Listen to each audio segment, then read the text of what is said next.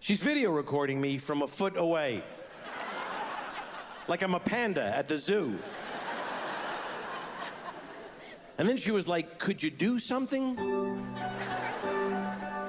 Yeah, how about I sweep your legs out from under you? Watch your hip bounce off the mosaic tile. How about that? Let's see if we can keep filming with a shattered hip. How does that feel? Hello, and welcome to the Comedy Revue. Netflix, the Netflix years. Yeah, what is it called? The show? It's called the Comedy Revue. Same as it's always been called. Okay, we've not changed it, have we? We've not changed it, no. It's the comedy. Comedy's in all caps. And then review, spelled like the Cambridge Review. And then review, spelled like negative review of the Cambridge Review. Exactly. Of which there are many. Welcome to the show! Yeah. It's our new season. We're back. We're recording Netflix comedy specials, isn't that right, Rob? We are. That it's explained in the title. Yeah, the Netflix years. Yeah. Yes. There's not an official subtitle there. I just added that this time. Do you think we should make that a thing? What a thing. No, I don't think we should. I think we should try to erase all evidence of the first season of the Comedy Revue, really. Okay. Why would you say that, Gabriel? Because I was actually going through and listening to some of them this morning. What possible reason could you have for that? It's just some very... It was kind of, in some ways, a bit cruel, that show. Cruel to who?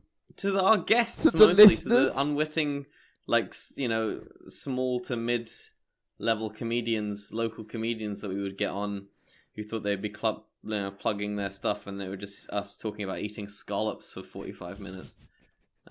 Remember that? Yes. It does take 45 minutes to eat a scallop, doesn't it? So, that's the problem. Yeah, we'd be there, they'd come in, we'd have the table set, the silverware would be out, and we'd have a scallop each. Exactly. Yeah. And they'd act all baffled, like they weren't ready for that, like they've never been on a podcast before. Yeah, exactly, right? We're in the scallop business, right? Exactly. That's what they call it. That is what they call it.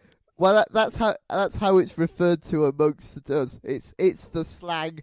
You don't talk about podcasts to other podcasters. You say, yeah. I went scalloping.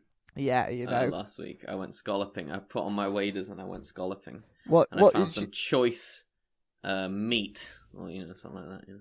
What did you do last night, Rob? I got scallops. Yeah. Good. So great back here in Lincoln to have someone I can talk about that with. Yeah. Nobody really understands you over there, eh? Yes. Shall we update the listeners as to what's happened, because we have been separated? Yes, unfortunately, it couldn't last. We were only in the same country for a couple of days. Rob's gone back to the grassy hills of Lincolnshire. They wouldn't let me stay. No. The Scots kicked him out. Exactly. So he was being very threatening, weren't you, Rob?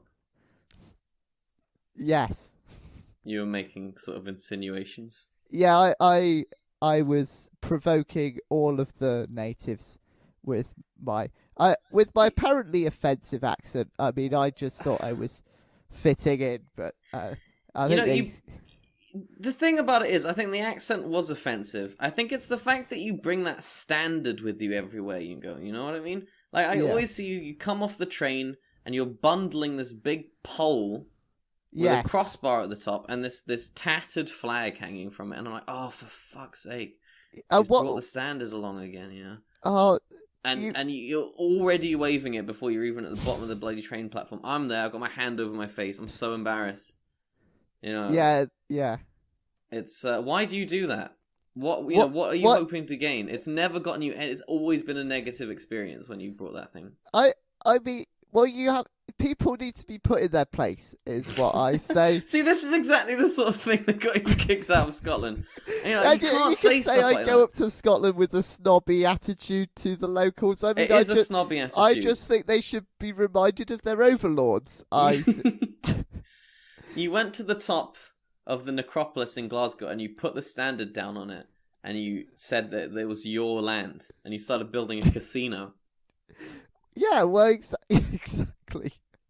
They voted to remain, then this is what they... Okay, good. Well, we got the political comedy out of the way at the top of the show. Yes. That's all the political comedy you're going to get, because this week we've been reviewing who, Gabriel? It's this week we've moved on from Adam Sandler, who we did last week on the Netflix specials review. Yes. We're reviewing the next big name in the Sandlerverse, Kevin James. Is it called after Adam Sandler? Is it a Sandlerverse? Yeah. Okay. The Sandlerverse is the collective term for all of comedy. Because it sounds a bit like you think Kevin James is some kind of subordinate to the mighty Sandman. Yeah. Well, is that so true? if we're talking about comedy is another word for the Sandlerverse. The Sandlerverse is the broad term for all comedy. And at the top of that, it's how obviously, comedians refer to it, the same way that we refer to podcasts as scallops. Scalloping, yeah, exactly. Well, comedians amongst themselves call comedy the Sandlerverse. And obviously, unspoken is the obvious, the self-evident fact that Adam Sandler, the Sandman, is at the top of the Sandlerverse. And then it's a very strict hierarchy going down from that. Yes. Below that, you've got the sort of... So he's, at the top. Then you've got the sort of cardinals. Yes. You've got Kevin James. You've got Kevin Hart. You've got Kevin... Bacon. Yeah. Who's so funny in those EE ads. Exactly, right. It got him straight to the top of the billing. They've got Kevin from We Need to Talk About Kevin. Kevin from The Office. Yes. Who some people say that he kind of copied his shtick from Kevin James a little bit of being sort of dopey and fat. But I think there's a lot to be done with that premise. That actually, a lot of these cardinals are copied throughout comedy, aren't they? They are cardinals. Well, exactly. But that's just because they're called Kevin. Not, I think they're different genre, because if you think about it, all of comedy breaks into 3 or 4 different sort of genres or stratum. And I'd say 2 of those genres are being fat, and the other one is being, a minority or a woman or something. So explain how they split being fat into 2 genres. Well, you've got the Kevin James being fat. Yes. Where he's kind of, he falls over... or he talks a lot and gets really sweaty and it's embarrassing because there's like a pretty woman or whatever. And then you've got the Kevin from The Office being fat, where you sort of, it's like you're English guy. You're an English guy. What, and the same stuff happens? Mostly, well, I don't know. But because he's English, he doesn't Kevin get the girl. Eats an egg and like talks really slowly. Okay. He's actually, he's a real titan. Good. So it's Kevin James, and I'll be honest with you, Rob, I chose Kevin James this week by way of apology to Kevin James. Explain what you mean. Well, in the last episode, I did 2 things. I mistook him for Jason Alexander, the guy from Seinfeld who plays George Costanza, and I also called him a shitheel. Who? Well, I called Jason Alexander a shitheel. Yes, but by association... You thought Kevin might be a bit offended by that. Well, I felt that he might, I don't know. Jason Alexander, in the hierarchy is pretty far below Kevin James. Yes, so you felt like you treated him like some kind of comedy pleb. Yes, exactly. Yeah. Exactly. That's exactly right. Okay. Yeah. So I'm very sorry for that. I shouldn't have said that about him. That was wrong of me. Okay, so you feel like this is a show which is in some way an apology to Kevin. Yeah, this is designed really as a direct message to Kevin James, Kev. And it's just like... And if what would that direct message be? Just in a sentence. Dear Kevin, it's been a while since I've sent you a message. Times are tough. Generally I'm okay, but I feel a little bit sort of lonely and bored a lot of the time. How are you? What's up? How's the kids? I'm sorry I said you were Jason Alexander last week. I'm having a bit of a rough time right now. Anyway, I hope to hear from you soon. I drew a picture of you. Love, Gabriel. Ah. Has he replied? That's what I would say. No. Okay. He did. He issued copyright strikes on some of my YouTube videos, though. Okay. Well, which is, that's his way of showing telling he me cares. Yeah, exactly. He cares. Exactly. So here's what I think of the show. So last time we did the show, and I presented myself as an everyman who was interested in Adam Sandler, like every man is. Yes. Exactly. And so I thought, for the interest of balance, I'd try and do the same thing for Kevin James, with his show, Never Don't Give Up, which almost sounds clever as a title, doesn't it? But Have you got the little Netflix description for that to hand? No, I have not. Do you? I have not. No. Okay. I'm sure it's great though. Would you like to make it up? Yeah. All right. Here we go. Okay. Kevin James brings it back in this startlingly hilarious, funny, heartfelt bit routine straight from the ghetto. Yeah. Something like that. Well, straight from his house, really. Straight from a hotel somewhere or a filming set, or he's just one of the 3 or 4 places a restaurant, ice cream parlor, hotel, set of a TV show. The major areas that he tends to. He sat in a hotel one afternoon, ordered in some ice creams, and thought, what are the sort of generic stuff that just kind of winds me up? And wrote it down, and then repeated it on stage. I'm feeling like you came away from this with a very similar sort of thesis as I did. So here's the first time you came on last week when we did the show, you had sort of come up with this persona where you were just sort of like a normal guy. You weren't like some kind of famous comedian or anything. You were just like a normal, cool dude. Of course. And you loved Adam Sandler, and you loved hanging out and having fun. And this week you're going to go a different way with it. Is that right? Well, no. What I was saying was I try to approach this as an everyday man who would be interested in this, and this show sort of appeals to me because it is incredibly generic, incredibly bland, incredibly inoffensive. I mean, if you were going to say something positive about Kevin James compared to Adam Sandler, it would be that he manages to make his comedy a lot cleaner than Adam, a lot more family friendly. It is quite family friendly, isn't it? Very, very little cussing, if at all. There's no swearing, I don't think, in the whole thing. And yes, so well done for him for that, I guess. That's why I go to restaurants like Benihana. I like Benihana because it takes the waiter out of it, Yeah. It does. It's awesome where they cook right in front of you. It's good. And they give you a little show, which they need to update the show, I will be honest. I don't need to see another smoking onion ring volcano.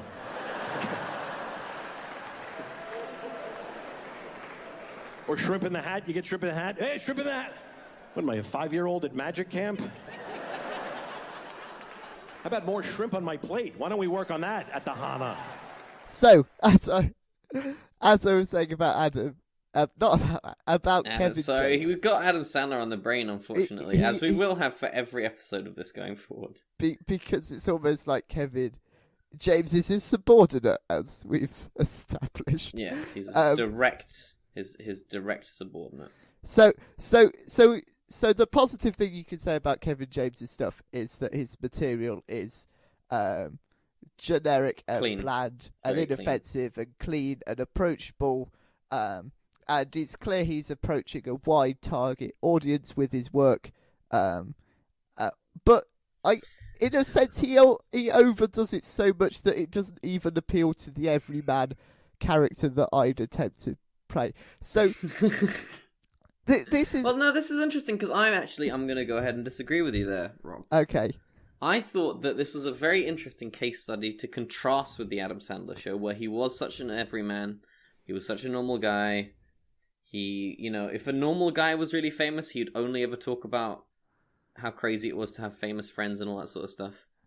Yes. And talk about his kids and that sort of thing and his wife. And if a normal guy got to do an hour and 15-minute long Netflix stand-up show, he probably would dedicate the last sort of quarter of it just to talking about his dead friend and his wife. So in many ways, I think Adam Sandler was really great in terms of being a normal guy, every guy. Kevin James, on the other hand, I actually appreciated there was no attempt to mask the obvious fact that Kevin James is a very famous and rich person. Kevin James does not try to obfuscate the obvious truth of his existence as essentially a man who does nothing but eat fancy treats and be interviewed by people and meet famous people and go and live in hotels and stuff. He went headfirst into, in a very, I thought, honest and real way, a routine, 45 minutes of which was just talking about a lifestyle of going from ice cream parlor to restaurant to hotel to set to autograph opportunity to meeting with famous person. Back, obviously, several times in between those things to the ice cream parlor or the restaurant, where most of his sort of creative germs, it seemed, were planted. Okay. A very fertile bed, the ice cream place and the restaurant. I thought that was kind of brave of him, Okay. Because a lot of famous comedians think, I'm famous now, I've lost contact with what normal people are like. I'm going to try and get back to that. I'm going to, go to the zoo or some dumb shit that, they think normal people will do. Kevin James has not got time for that. Kevin James will come out and he'll go, look, the only things that I do that other normal people do is sneeze and throw up. Everything else, it's completely removed from your experience as a human being. And I'm just going to present to you the way I live. And I thought it was very real and honest in that way. Okay. Well, I think you're touching on what would be my second of 3 points. Okay, go. Of why this does not appeal to the everyman. So the first point was that it didn't really come across like a comedy show. I mean, there wasn't a lot of laughter, even artificially created in the audience. So he just comes on with all these so generic observations of the world. Sort of like, I've got a list of some of them here. This is a guy who, check this out for some of his observations of the world. Hey, kids don't sleep. Kids are imaginative, but don't have social skills. You notice how old people can't use technology? Well, now kids don't have what now? They don't have social skills. Yeah, they're not as developed like that. I've not seen a kid have a social scold in forever. They used to back in their day, didn't they? Yeah, well, yes. Old people. Hey, Gabriel, you know how old people can't use technology? Those gluten intolerant, lactose intolerant people that are really annoying? Oh, don't get me started. Have you noticed? Hey, don't get me started on these freaks, right? Back in the day, they would have been in a giant pit with all the bad babies. Yeah. They would have been rotting in a heap back in my day. Gabriel, sorry. Just leave it, right? All right. Okay. You notice how Nick Nolte has a weird voice, right? Oh, yeah. Oh, yeah. You notice, like, travelators, or whatever they call them in America, that they always have fat people on? Yeah? Hey, you ever wanted to be in a sports team? Like, not even a specific sport, just generically wanted to be I also noticed that. That was great. He's so lazy, he couldn't even think of a credible lie. He just said, I always wanted to be in sports. Did not even attempt to come up with a sport that he wanted to be. Just like, hey, I'm just like you guys, I always wanted to do, sports or whatever, So very impressive. So there's two ways this sort of comes across. Sometimes it comes across like some really bad political rally. against like the lactose intolerant. He comes on and says, "Have you noticed these lactose intolerant people?" And the audience all applauds and cheers because they know what's happening. And then he goes and does the thing where he like riffs on how stupid it is to applause and cheers. And then there is a punchline, but there is no punchline. The punchline is, well, they're not as bad as the people who are gluten free motherfuckers. Yeah. Those dirtbags. Those scum. Bottom of the gene pool, man. I swear down. Get rid of them. Greeted to not laughter but more cheers. Lactose intolerant. There's not a more annoying group on the planet. Check that. A gluten douche.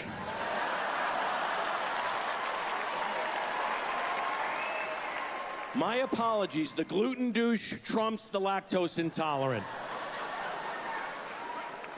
Because the lactose intolerant is just annoying, but a gluten douche is a night wrecker. I thought it was really impressive, actually, because I counted, actually, and I went through, and in the first 15 minutes, Kevin James achieved 7 rounds of applause. Yes. Which, for somebody who says it's self-indulgent to do encores, this is my... so I'm going to skip to the third point then. Which is the fact that he treated the audience with contempt. This is a guy whose opening gag, the way he decides to start the show, is a gag that he expected the audience to cheer louder for him. He comes on... Well, now, to be fair, Rob, I kind of felt the same way. I genuinely thought that for the first kind of 5 minutes of that show, the crowd was really weirdly low energy. Almost nothing that he said received any sort of... significant response from a stadium, a theatre crowd of probably like 2,000 people-ish.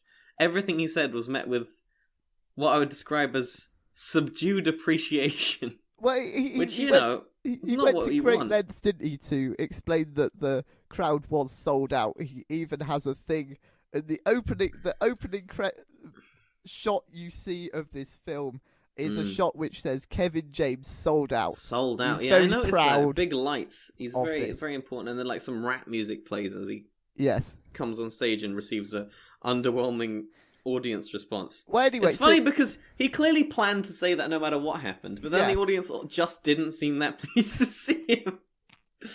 Yeah, pretty good. Anyway, so he comes out expecting louder applause, and then 5 minutes in, he tells them there's going to be no encore, which, I mean, sorry if I get it. For me, that's just like going to a restaurant and telling the waiter when you're ordering the food that you don't want, you're not going to tip them, Yeah. Don't expect a tip from me tonight.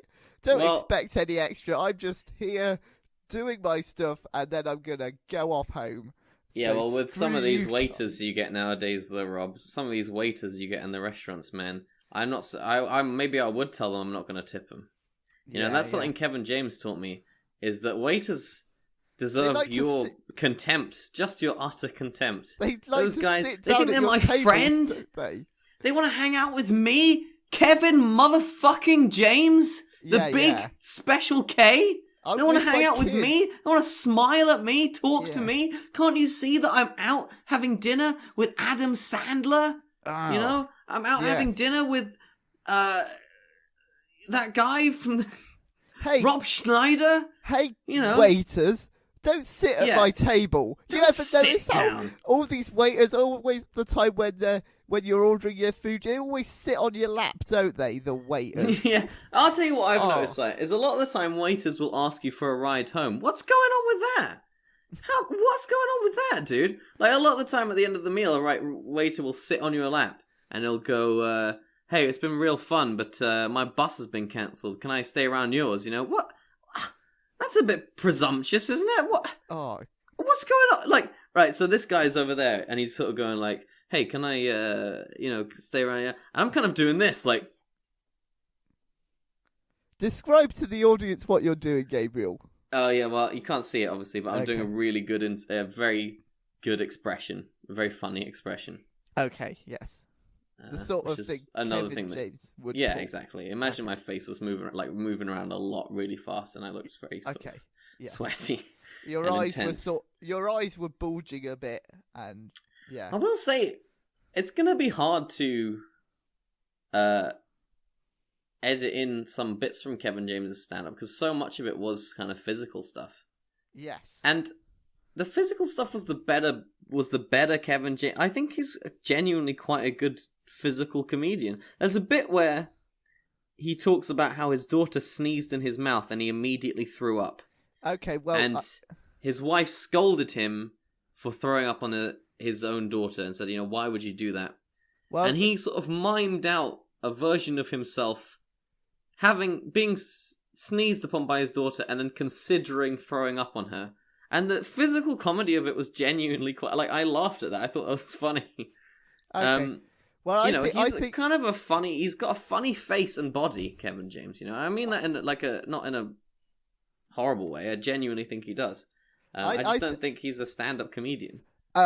I mean, you're leading me on to my main criticism, which was my second point, which is going to be my final point, and why it doesn't really appeal to the everyman, which is the incredible narcissism of the bloke. Yes. This is a guy who, it's because his observations are so bland and generic. This is a guy who gets annoyed by people who walk slower than him, who have to use these Zimmer frames, or walkers, or whatever he calls them, and how they have tennis balls on the bottom, and this really infuriates the bloke. He gets annoyed at people who walk faster than him, who overtake him on escalators. He gets annoyed when the escalators don't work and he has to walk up them. He gets annoyed when he's on the travelator and people are walking faster than him, who aren't on the travelator. He's obsessed with walking. This is a guy who cares about the fact that he's slightly too fat, that he can't do his own toenails, clip his own toenails, and it's are these even if you're not, I mean, I'm not just saying that in Trump America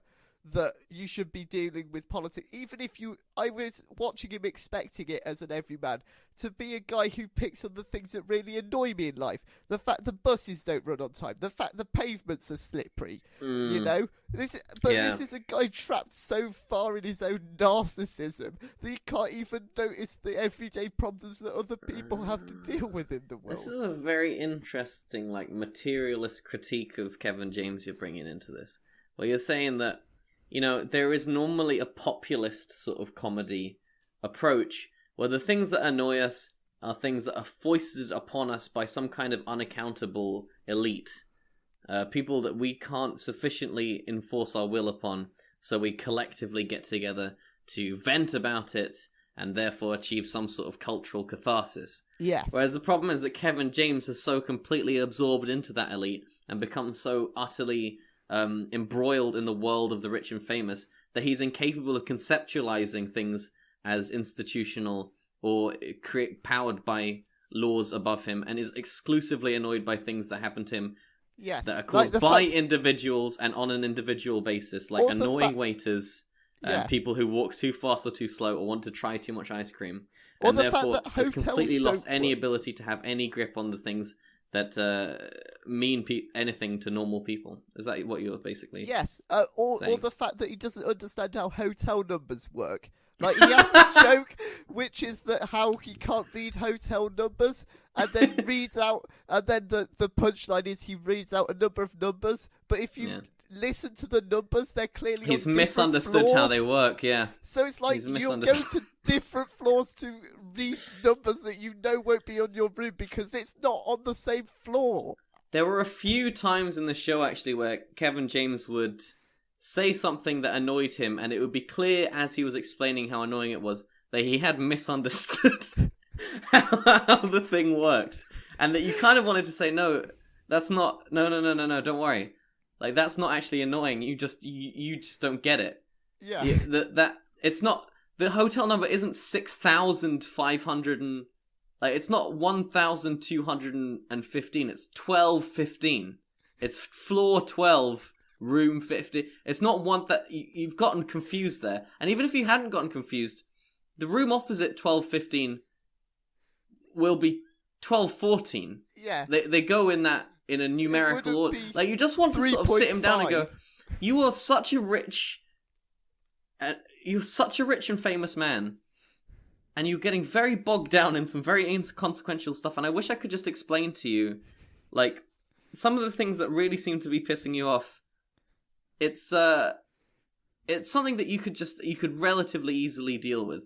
It's almost like understand that for you it's an annoying situation to bring a gluten-free and lactose intolerant person to a pizza place, but you do have to understand that pizza has those things in it, unfortunately, and if you are bringing people out to dinner, you do have to make arrangements for, you know, their dietary requirements. The annoyance there has really been caused by your planning. And I wish that I could explain that sort of stuff to Kevin James, because I think he'd be a much happier man, and I think he probably wouldn't need to do this stand-up anymore if he would just understand that a lot of the stuff that's annoying him in his life is just basic misunderstandings of relatively simple concepts that he's just not really had to grapple with in his rich, famous person life. They put me up at a great hotel here, which was really fun. It's really nice in New York. I love being in the city. And I'm trying to go to my room. I get out of the elevator. The room signs, by the way, can they make those any more difficult to read? I'm in room 15,712. Okay, this is 6,415 through 27,695. Let me see what's over here. What's over here? No, this is 59,627. I'm just going to lay here. That's all. I'm just going to lay here. Firstly, I think you could almost say with the hotel thing that this is a guy who was so lazy he couldn't even get out of his hotel room as he was writing the material to actually see how hotel numbers worked. I think there's also a problem that there seems to be no logic to his annoyance. Like, he makes one joke, and I'm going to come on to this in a bit, about how this was the most narcissistic part of the show. So he makes this is a call forward for the audience. But he makes a joke about a kid vomiting in his mouth, right? Mm-hmm. Not vomiting in the kid sneezes in his nose. Yeah, the kid sneezes at him. That would be a funny joke if he vomited in the kid's mouth. He vomited into the kid's mouth in return. No, he didn't vomit into anyone's mouth. Did he not? That would have been better. No, he just vomited on her, or okay. Not even necessarily like on her, but just vomited at her. Anyway, so she sneezed in his mouth. It wasn't like some kind of like stress toy where she sneezes into his mouth and he vomits into her mouth. Right, I tell you what, I'm just going to deal with this now, right? This is the most narcissistic point in the show. This is the point where he says a protracted whingy joke about him vomiting on his own kid, where the premise is the kid sneezed on him, he vomited on the kid, his wife had a go at him, and he spends a good 3-4 minutes moaning about the fact his wife had a go at him, but he feels he has to, like the way a kid would on a playground, you know, like, I didn't punch him first, they punched me first, but he feels the need as a grown adult to go on stage in front of thousands of people and vent this annoyance about his kid to them, about how it wasn't his fault that he vomited on them, you know? And quite a childish man, isn't he, Kevin James? In a lot of ways, he's quite a childish man. He seems to be really preoccupied with quite childish thoughts. He's angry about a lot of things that are silly to be angry about, I think. But he gets annoyed in a childish way, in a narcissistic way, like I explained, or just in a completely illogical way. So he gets annoyed about the fact that about this vomiting on the kids thing, and then 15 minutes later in the show, there's a joke about him being on the theme park ride with his kid on this pirate ship, and the punchline of the joke is he's gonna get sick, but he holds the sick in because he's a man, because clearly like this Spartacus. is he's how just men like are, Spartacus in that way. because obviously men are defined by the fact they're able to hold their sick in. That is how they're biologically defined. Well, the thing about Kevin James is that he's like Spartacus. This is the punchline of the joke is, I'm great because I held my sick in, when 10 minutes earlier he's making a joke about him throwing up on his kids, but it's not his fault. And it's not. That is a weird choice, isn't it? I hadn't really thought about that. That is a very weird choice to follow to have both of those jokes in the one show. Yeah. Because they are mutually contradictory. Because either you can hold your sick in or you can't. You know what I mean? Like, if you prove that you can stop yourself from throwing up, then you kind of do become the guilty party for throwing up on your daughter, if that's the case. If you can present yourself as a man who can't not throw up when presented with a situation that will make you throw up, then it's okay to then do a joke about how, it was unfair that you were accused of throwing deliberately up on your daughter. But then if you follow that up very quickly afterwards by doing a joke about how you can stop yourself from throwing up, you kind of come across as a man who knowingly vomited on his own daughter and then went on stage to brag about it, which is something that a crazy monster would do. Yes. So it's not a crazy my fault. Narcissistic monster. It wasn't my fault, it was the kid's fault. I was actually listening back to our episode of season 1 on SoundCloud about that we did when the day that Trump got elected, or the day after Trump got elected, where we spent the entire time bemoaning stand-up comedy's incredibly sort of navel-gazing, self-interested, just being a bunch of sort of relatively well-off white dudes complaining about minor niggles in their lives. And this really, I think the Kevin James set is, in a lot of ways, a perfect example of what a lot of stand-up comedy is. Because, I was kind of joking when I said that he was a childish man who was bothered by childish things. Because really, that is what a huge, huge quantity of stand-up is. I would say that if you go out on any given night to just watch some club comedy, what you will see is at least 1 or 2 acts that are just people going up and talking about how they overreacted in an amusing way to a relatively minor situation in their lives. But for me, you kind of wonder how far that premise can go for us as a... It seems to me that stand-up comedy's been a thing for 70 years, 60 years. And we still don't seem to be bored of the idea of standing in a room and watching a guy go, something inconvenienced me in a minor way, and I'm overreacting to it in a very ludicrous way, and that's very funny. But for me, this was possibly the most stark example of that type of comedy in action. Yeah. Well, it was. I mean, that's exactly what it was. It was an exemplar. It wasn't necessarily a better example, but it was a more exemplary example of the sort of thing that stand-up comedy is, which is just somebody who has a relatively limited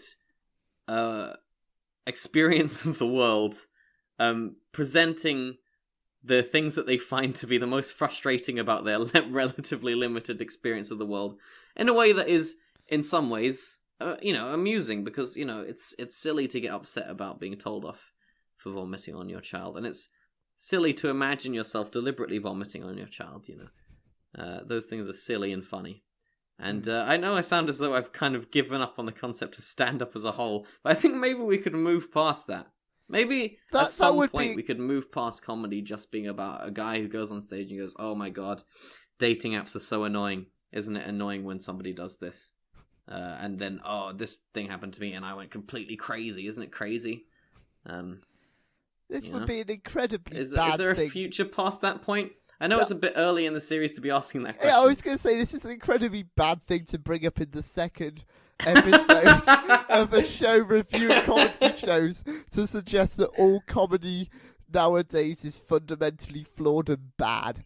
But no, but it's not all comedy. It seems to me that what in a lot of people's minds is synonymous with comedy is this Kevin James thing of going up and going, "I can't believe somebody in front of me wanted to taste a bunch of flavors of ice cream." Yeah, how dare they? How dare they experience life? How dare people want to go to places when I'm in my train station and I'm just sitting on the escalator and people are walking past me? Yeah. Hey, you ever have this? Hey, has this ever happened to you? You ever have this? Somebody's taking a picture of you, but they're actually filming you? What the fuck? I think that you should break your hip. I'm going to pick you up and throw you on the floor so you break your hip. That's comedy. That's how comedy works. Yes. You ask somebody if they've had a situation happen to you. You express annoyance at that situation, and then you suggest a suitably unreasonable response to that annoyance. The other day, I was playing with my little daughter. She's 2.5 years old. She was wrestling with me, and she's on my chest, and we were having so much fun. And then all of a sudden, the action slowed down a little bit, and she stopped, and she looked at me, and she sneezed right in my mouth. and I threw up on her immediately. Not like a little puke, like a fire hydrant. I knocked her off my chest. It was that fast. It was that chew, blah. The reason I'm telling you this is my wife got mad at me for throwing up on her daughter. She was like, why? Why would you do, that's your own flesh and blood. Why would you throw up on her? Why would I throw up on, this is not me not wanting to finish her tuna sandwich. Mucus that originated in her was launched unbeknownst to me, right in my mouth, nothing but net, hit that little punching bag in the back. There wasn't even any continuity to his unreasonable responses. Another example of this is a guy who moans about the fact that only in the last 30 years lactose intolerant has become a thing. Like, yeah, why don't you get back 30 years ago when it was called tummy ache? But this is a guy who opens his show mocking old people because they don't know how phones worked because they weren't around 30 years ago. Yeah, he's got an interesting sort of Darwinian. He's got a really good bit about how he's so. The great thing about Kevin James is he's not afraid to spend the first 20 solid minutes of his show talking exclusively about food and food-related issues. And about going to restaurants and going to ice cream places and being annoyed by minor things that happen during that experience of going to a restaurant. And he did this brilliant bit where he talked about how much he hated people who were lactose intolerant. Because they weren't men. They weren't manly men. And can you imagine being a man and telling another man that you were lactose intolerant? And then he also does the same thing for gluten-free, people who don't eat gluten. Can you imagine being a man and telling somebody that you can't eat gluten? Which is a great life lesson in a lot of ways. He says, what is it he says? He says, could you imagine Spartacus saying that he couldn't drink milk? Could you imagine that? That would be ridiculous. He'd be laughed out of whatever ancient time he comes from, right?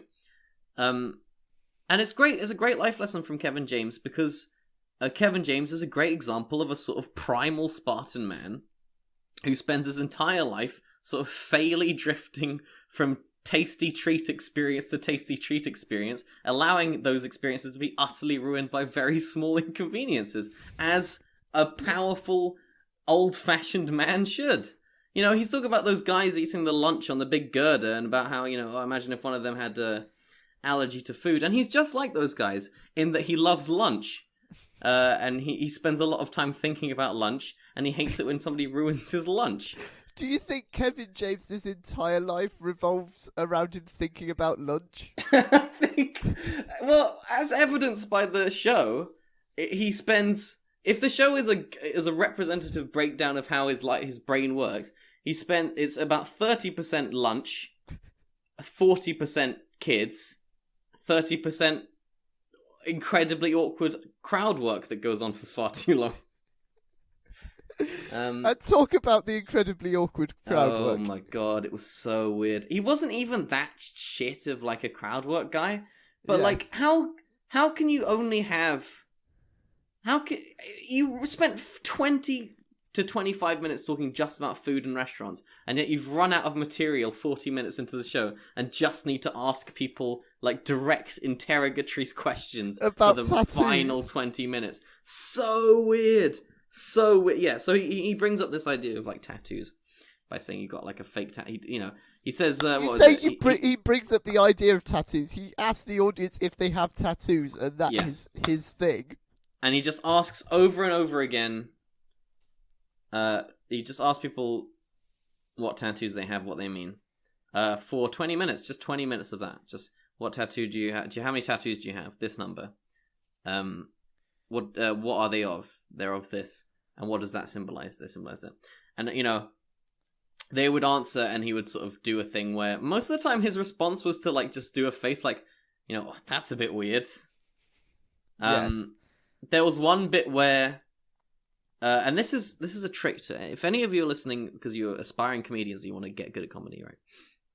A great trick for crowd work is to have a response in the pocket for if anybody hesitates for even a fucking millisecond before answering your question. Yes. And have that response be quite lengthy. Because what he does is he asks somebody, how many tattoos do you have? And then he asks them to explain the tattoo. And then there's like a split-second pause. And then he goes, hello, are you there? And then he goes into this really long, like, impression of somebody doing, like, a news report from Tel Aviv, which gets a massive, like, there's two big responses from the crowd. And obviously the crowd loves the last section because it's crowd work, and crowds love crowd work. Like, it's the easiest kind of comedy. Well, it's not right. That's not really fair, but it's the least, people are way more on board with crowd work than they are with any other kind of comedy. If you could do it, you know it will be successful. Is that what you're saying? Yes, exactly. I'm just saying that crowd work generally always, even shit crowd work, will always have a higher level of response than shit comedy because people like being talked to more than they like being talked at. It's the basic weird thing about comedy in general. But yeah. So the crowd work is going down a storm. There's two big moments in the show where he gets a really powerful response from the audience. One is this long Tel Aviv broadcast, which, to be fair, is quite a good impression of a Tel Aviv broadcast. And like I said, his physical comedy is pretty on point. And everybody goes mental for it because he's just been doing nothing but very boring crowd work for the past 20 minutes, and they're just excited that he's kind of doing a thing, like an impression or something. The other huge crowd response was when he described himself swallowing his own vomit. Do you remember that? Yes. That was the most engaged the crowd was throughout the entire show. They've been listening to this long spiel about kids where, genuinely I had real difficulty paying attention to it. I was drifting off hard during that. But then he says about swallowing his own vomit, and the crowd goes there's like an incredibly powerful, and I think it's something that every comedian should aim to have. If you get a room of more than 200 people in it, every comedian should aim to put at least one bit in their set where they have everybody simultaneously go, oh, because it was a really powerful moment in the show. Everybody imagining Kevin James swallowing a huge mouthful of his own vomit. Oh, it was, it was the most on board the crowd got for the entire show. It was actually quite a powerful moment.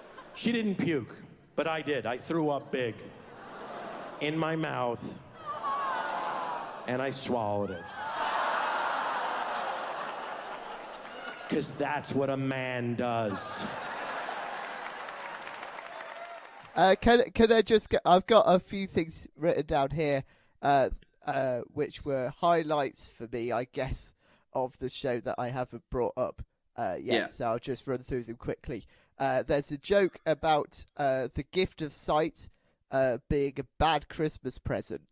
Where apparently it's really bad to give a kid spectacles, and I was just there thinking like if somebody gave me, and he even conjures the phrase, like he gets confused in his own joke as to the purpose of the joke. The purpose of the joke is having spectacles is a boring Christmas present, and then he goes, imagine you ask your parents what is this gift Christmas present, and they say it's the gift of sight, and you're like, wow, that's like an incredible Christmas present, and he gets confused as to the purpose of his own joke.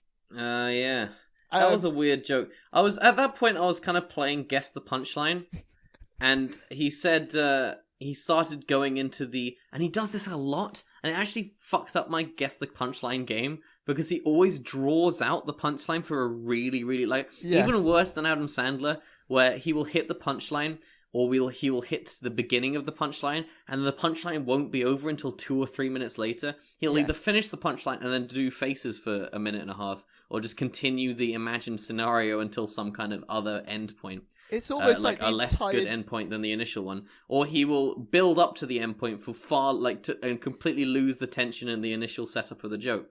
And so he's doing the eyesight joke, the giving you the gift sight. And he starts acting out the scene like, oh, what did you get me for Christmas? And I guessed that they were going to get him crutches. I thought, that will be, it would be an analogous example of the kind of thing that giving a kid glasses for Christmas would be. But then, a minute and a half later, he's saying glasses, and I'm like, whoa, it's actually not a different joke. It's still telling the same joke. And then a minute after that, he comes to crutches, and I'm like, oh, okay, there we go, and now the joke's over. And then he says another joke, like another analogous thing to eyeglasses that you might give someone for Christmas. And I can't remember, it was like dentistry or something. And I was like, I don't even know if that ad he said he saw was real, you know what I mean? Yeah. at the risk of conjuring a fighting metaphor with the term punchline, would you say that Kevin James's entire set was almost like watching a 5-minute fight scene slowed down for an hour? But without even bits sped up to normal speed, just the entire thing in slow-mo. It was certainly sort of sweaty and angry in that sense. But just drawn out. I thought watching that Kevin James set was a lot like watching something faintly interesting happen in the flat opposite you. Like a man standing next to a window naked? Yeah, well, yeah, exactly. I thought, see, again, his impression of himself watching The Naked Man was funny. He is a funny actor, I think, Kevin James. He's just not, and he's not even that shit of a comedian at the end of the day. Like, he is shit of he's in a philosophical way, he's a shit comedian, because what he's creating is of zero cultural value. But, yes. In terms of, like, setups and punchlines and stuff, it was in a lot of ways genuinely better than the Adam Sandler thing. Because the Adam Sandler thing had a lot of songs that did not have a joke in them, and that were just lists of things or noise for like minutes at a time. Or and just I get the that, same punchline of take it out on the grannies. Yeah, exactly. Where Kevin James only threatens to hurt women, I think, twice or 3 times in his set, which is way less than Adam Sandler's battling average. Much more progressive. Or battling average, if you will. But, he's okay. All in all, the setups are decent, and his acting out, which he knows is his strong suit, is decent. He's got a great Nick Nolte impression, which he managed to fit in twice to the show, which I thought was impressive. It's just, why does it exist? Yes. Why does that show exist? Well, it is aesthetically worthless. Perhaps one of the reasons it exists is to sell Under Armour. Do you remember? Under Armour and Apple products. We talked about placement in the last week in the Adam Sandler show. This is in the Kevin James show. He brings up Under Armour, and the entire joke is how great Under Armour is and how he can't wear it because he's chubby. But he even threatens in the joke to talk about how he was going to wear Under Armour as an endorsement, but he's clearly done it as an endorsement because he brings it up, and it's just it's win-win for old KJ. The other thing, Apple products a lot as well. He was talking about, he got a huge round of applause for suggesting Apple should invent something to stop people putting tennis balls on the end of those little stroller things. Yes. Which I thought was especially strange. That was another example of Kevin James. Again, as an observational comedian, he should choose a different kind of comedy. Definitely to observational comedy, because again, he lives a life that is completely detached from the life of any other human being in the world, apart from maybe Adam Sandler, who I'm sure loves the set. And therefore he makes up weird, not real things and complains about them like they happen all the time. Like your waiter sitting in the booth with you at a restaurant, or every single one of those little stroller things having tennis balls on the end. I think he's just a man who watches a lot of television, basically, in hotel rooms, and he's written, he's stretched 20 minutes of material about that into an hour-long show. They have a massive poster of this little boy opening a birthday present, and it's a pair of eyeglasses.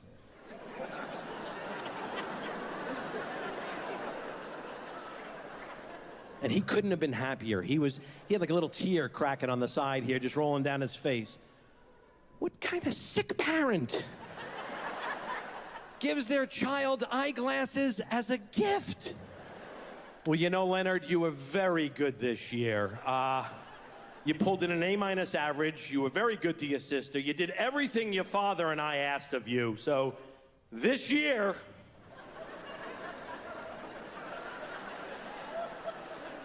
we're going to give you the gift of sight. Enjoy vision, Leonard. Enjoy it. Not gonna lie, we were on the fence. We went back and forth. Your father is still against it, but I was like, Larry, he deserves it. So happy birthday, welcome to vision. You get focus, Leonard. You get focus. Thank you, Mommy. No problem. Now you run along and get your Christmas crutches and hurry up back. We'll talk about that dentist trip that's always been on your wish list. the final highlight for me of the show would be the bit where he lists 5 things that he wouldn't do naked. This just happens in the show. He just turns to the audience and goes, "Here's 5 things I wouldn't do naked," and it's like, what is this? Is this comedy for the clickbait generation? Like, just and they're not even like funny things he would do naked. It's just a list of things. No, that was weird actually, because there was no momentum to it at all. And there was no flow or structure to it. It was literally just a list, and it got the same response for every item, and then he just moved on afterwards. It was a very comically strange bit of comedy. Yeah, in terms of the Sandlerverse, I don't know where to place that. Yes. But yes, well, so what are you going to rate Kevin James there? Because I feel like we've really gotten as far deep into this stuff as I'm willing to go. And I think we might need to withdraw for a bit and take a bit of a breather and just give it a little nice overview before we move on. Well, it feels like we're almost rating Kevin James as a person instead of Kevin James as a comedian. Yes. Through this, as if the two are sort of intertwined. Where are you going to pop him? Because I'm going to say Kevin James. I would say he's the S to the L of he's Sandal, but not That's what I'd say of Kevin James. That's my critique. I thought he was better than Adam Sandler as a comedian, but that's because I found him to be at least kind of following some kind of a general school of comedy that wasn't just weird self-indulgent songs written by somebody who wasn't even him. Where are you going for it? I would say that I would be more comfortable sharing Kevin James's set with people I know than I would sitting through Adam Sandler's set with them. Yes, absolutely. That would be intense. Whatever you think of the structure of Adam Sandler's set and its awful sentimentality at the end, I thought Adam Sandler's set was far better structured than Kevin James's, where he just walks off at the end. True. Kevin James's was just 3 big chunks, and there were weird chunks to make a show out of. Food, kids, Q&A. Although, in fairness, I guess Kevin James, maybe I was tuned into different stuff, but I wasn't there noticing all the links. I think he managed to link the sections together all right in a way that didn't appear really clunky, whereas the Adam Sandler thing is just a load of It's just a load I don't know. There songs. were some very iffy transitions in the Kevin James thing, but there were also some pretty good ones, you know. Yeah. So it was well edited more than anything. It was actually not well edited. There was a bit during that Q&A section where the camera was cutting about 4 or 5 times per. Maybe I would genuinely say the camera was cutting once every 2 seconds, and it was incredibly disorienting and weird. It was a very weirdly shot and edited bit of comedy. I would say if you are going to watch it, don't look at the screen. Although you'll miss all of Kevin James's great. This is what I was going to say. Physical comedy is that I was doing ironing for part of this, so I think I missed the best bit, which was the physical comedy of it. He genuinely was a decent physical comedian, but the way the subject matter of his comedy, along with the way he acts things out, along with the incredibly nauseating and sea-sickening editing technique, means that if you do look at it straight on for too long, it'll be like wearing a VR headset, and you'll either get queasy or some sort of infection. So I would say, generally, just as a health warning, don't do it. But I think this. I mean, comedians in their nature are narcissistic, in the fact they come on stage. Of course. But the whole Kevin James set seemed to exist as a guy seeking gratification from his audience. It seemed to be a guy who just wanted to come on and shout about the world he lives in and wanted the audience to sympathise with him. Well, I would advise you not to blow that particular criticism this early in the series, because I think you'll find yourself saying that a fucking lot over the next couple of weeks. It is very much the case for comedians of this caliber, or indeed of any caliber, to be coming up there just because they can. So I give him Sandal out of Sandlerverse. Okay, but also a bit extra on the side. A little bit extra, yeah. He loves a little bit extra, doesn't he? Yeah. He loves a little bit of showmanship at his Benihana. Yeah, he could have. He loves a couple of extra shrimps. Yeah, he could have a few scallops. We were shooting a scene from the show out in one of the little neighborhoods on Long Island, and it was great because all the people came out and watched, and it was really fun because we got a chance to talk to them in between shots.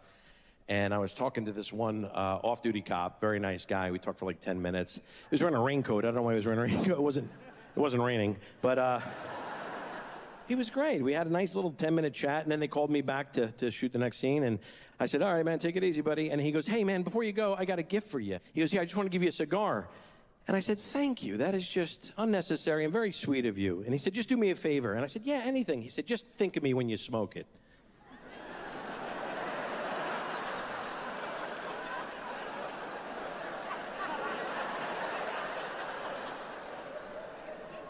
I said, what? He goes, yeah, just when you smoke it, just do me a favor. Just think of me. And I got weirded out, and I didn't even know what to say. I was like, yeah, there's a cigar. I got to go. And I just walked off, and I thought, how odd is that? You don't give a gift to somebody and then give them instructions on how to enjoy it. What if I want to think about my kids or something else? It was just a weird exchange then. I just was freaked out by it. And it was a good cigar, too. I went home, and I put it on my desk, and I was like, I don't know. It just made me feel weird. It was like a nice gesture, and then it got weird. So I was like, forget it, man. I don't need that cigar. And I left it there. And then I went to work the next day, and I came home, and I saw it again, and it brought up these emotions again. And I was like, guy makes me think, this is crazy right now. It's a good cigar. I should smoke it, but I can't now because I don't want to do what this guy tells me to do. And I got so angry at it, I said, just throw it out. And that was it. I said, that's what I'm going to do. I went to throw it out, and I was like, no, don't throw it out. Because if you throw it out, then he wins.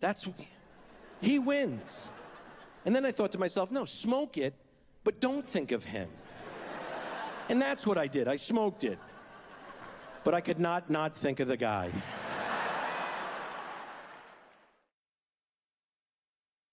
Yeah, I mean, it's not unviable, is it, this? Yeah. I just keep putting the stuff out there and see if anyone listens, but even if they don't, it's fine. Exactly. That's exactly right. Yes. That is, you've nailed it on the head there. This is how That's the podcasts philosophy. work. Yeah. We're just going to keep putting it out there. Yes. And if it's shit every week, it's shit every week. But, you got to do something, haven't you? At the end of the day.